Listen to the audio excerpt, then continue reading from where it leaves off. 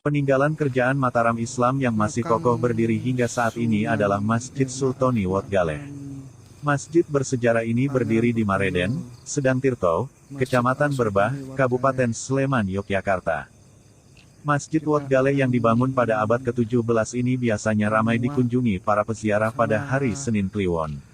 Dalam kompleks masjid ini terdapat sebuah makam yang dikeramatkan oleh sebagian masyarakat. Makam ini merupakan milik Pangeran Purbaya, seorang Panglima Mataram sekaligus putra dari pendiri Kerajaan Mataram Islam.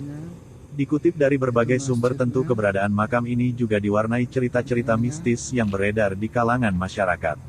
Salah satu mitos paling terkenal tentang kawasan masjid dan makam ini adalah, jika ada sesuatu yang melintasi di atas kawasan masjid dan makam, maka akan jatuh. Bahkan, lokasi masjid dan makam ini berada di sebelah selatan Bandara Adi Sucipto, Yogyakarta. Konon, pesawat yang hendak mendarat di Bandara Adi Sucipto, Yogyakarta rela untuk memutar, demi menghindari kawasan masjid dan makam ini. Tidak hanya pesawat, burung dan kelelawar yang tak sengaja melintas di atas kawasan masjid dan makam ini juga akan terjatuh.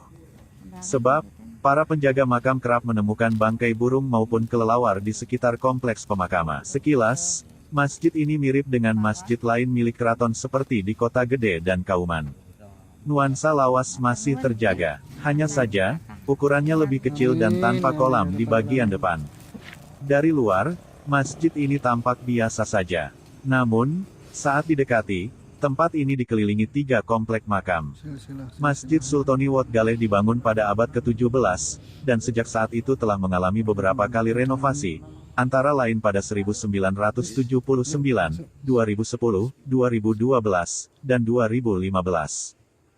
Nama Wat Galeh sendiri berasal dari kata Wat ing penggalih, yang artinya jembatan hati menuju ketenteraman.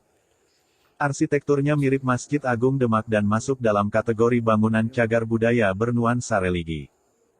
Oleh karena itu, setiap renovasi harus mendapat izin dari Pengageng Sriwandowo Keraton Yogyakarta, selaku pemilik, dan Dinas Kebudayaan Kabupaten Sleman, sebagai pihak berwenang. Sebagai bangunan cagar budaya, renovasi masjid tidak diperkenankan mengubah bentuk aslinya yang berbentuk limasan. Kisah ini lagi-lagi ditemukan dalam babat Tanah Jawi.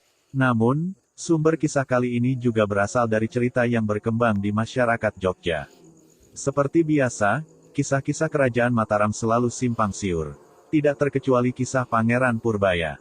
Sebelum bicara tentang Pangeran Purbaya, mari kita mengenang sumber dari perjalanan Kesultanan Mataram.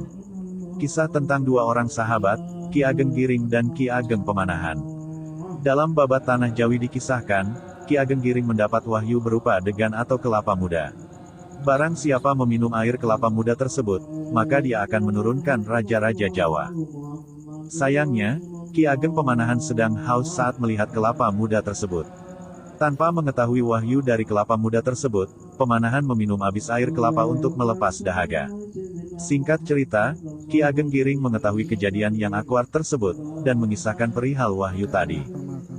Maka, Pemanahan mencari jalan tengah. Beliau menawarkan sang putra, Danang Sutawijaya, untuk dinikahkan dengan putri Giring, Rara Lembayung.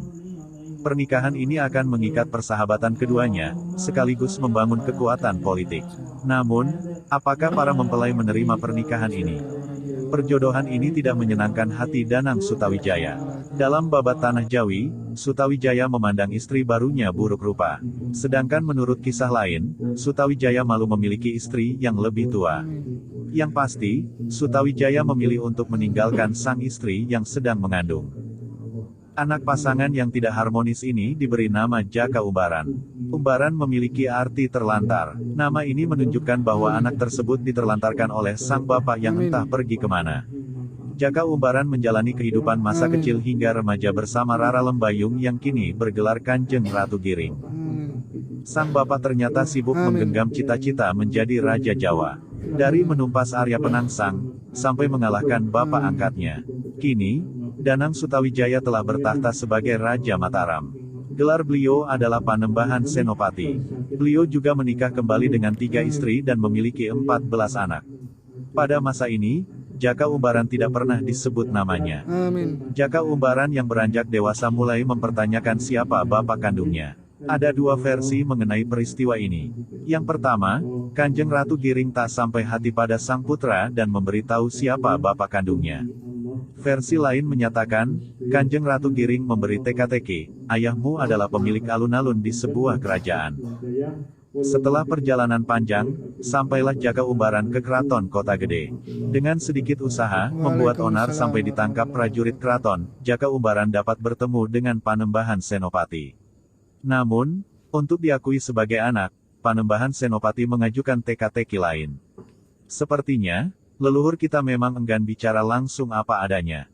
Aku memiliki sebuah keris, tapi telanjang tanpa warangka, sarung keris. Tanyakan pada ibumu, di manakah warangka keris ini berada. Teka-teki ini memaksa Jaka Umbaran untuk kembali ke kediaman ibunya.